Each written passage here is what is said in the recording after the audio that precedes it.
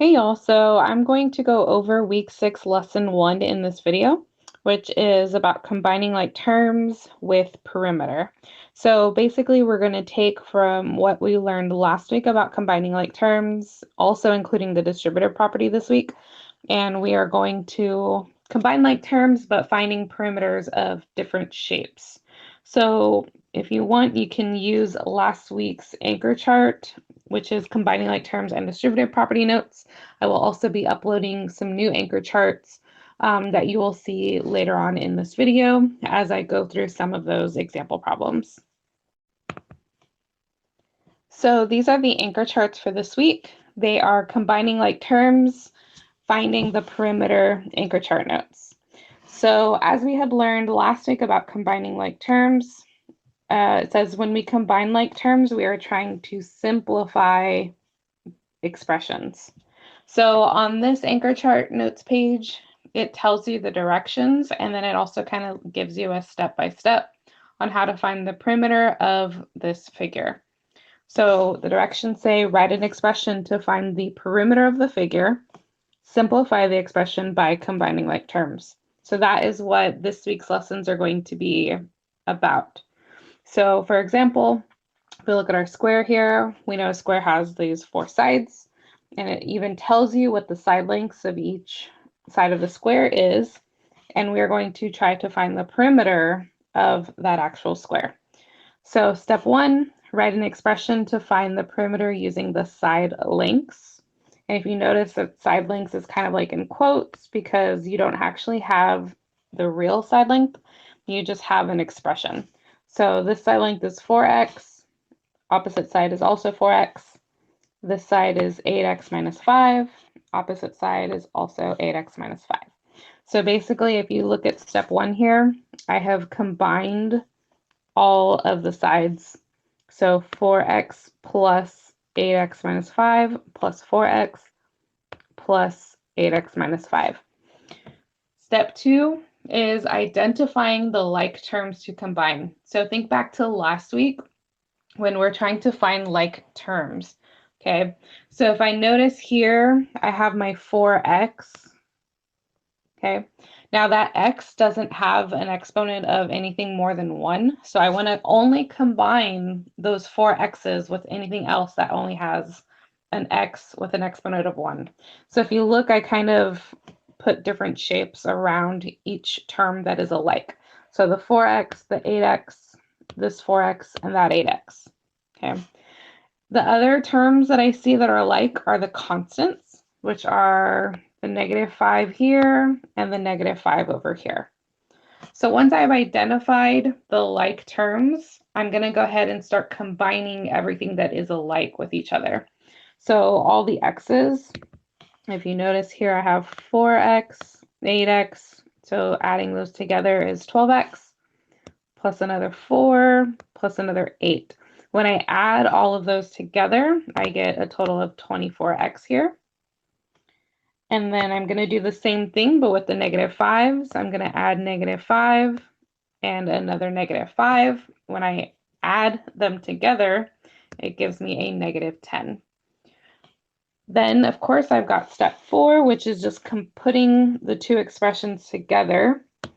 So if I put those two together, I have 24x minus 10. And then, of course, over here off to the side, it kind of reminds you perimeter means to add up all the side lengths of the figure.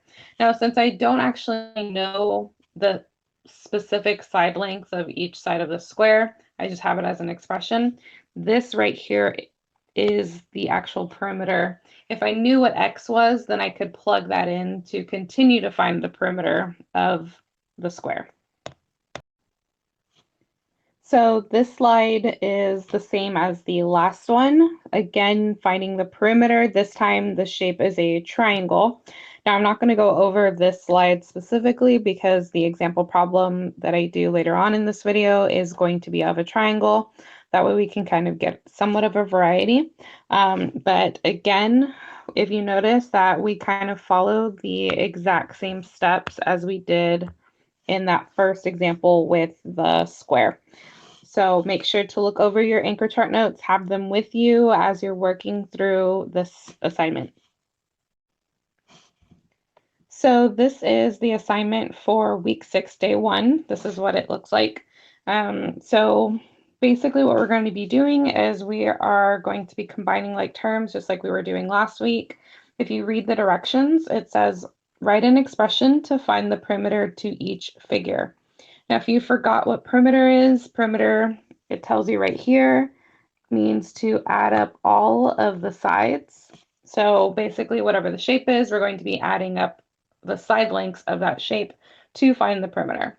So if you look as well in the top left corner over here, this is kind of like your example problem, which I will be going over on the next slide of this. And then you have, of course, over here to the right, this answer bank. So if you do not see your answer in the answer bank, then make sure to go back and double check your work. Okay, so our directions say for us to write an expression to find the perimeter of each figure. So in case you forgot what finding perimeter actually means, if you look over here in the highlighted section, it does say that perimeter means that you're going to be adding up all of the sides. So if we have a triangle here, I know that the triangle has 3 sides. So what I'm going to do is now I'm going to write my expression. So I know that I'm trying to find the perimeter. So I'm going to use a P for perimeter.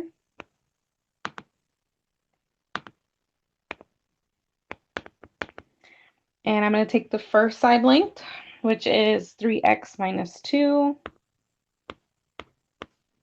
3x minus 2, which is right here. And then I'm going to add the next side length, 2x plus 6. So I'm going to add 2x plus 6.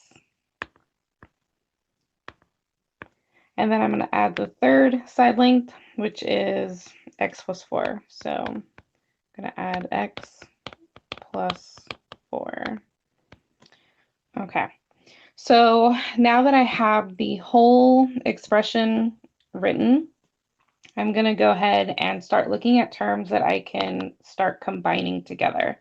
So again, just like last week, I need to make sure that when I combine the like terms, let's say, for example, this 3x right here, the x has a degree of 1, so I'm going to only combine it with other x's that don't have an exponent of anything more than 1. So I have a 3x, I have another positive 2x, and then I have this positive 1x. So if I look here at 3x plus a 2x plus one of those x's, in total, I have 6 x's. Next, I'm going to combine anything else that could be combined, which I see a couple of constants. I have a negative 2, I have a positive 6, and I also have this positive 4. So when I combine all those together, let's see, I'm going to kind of write this on the side. Negative 2 plus 6 plus 4. So I know negative 2 plus 6 is kind of like subtraction, so that's going to give me a 4.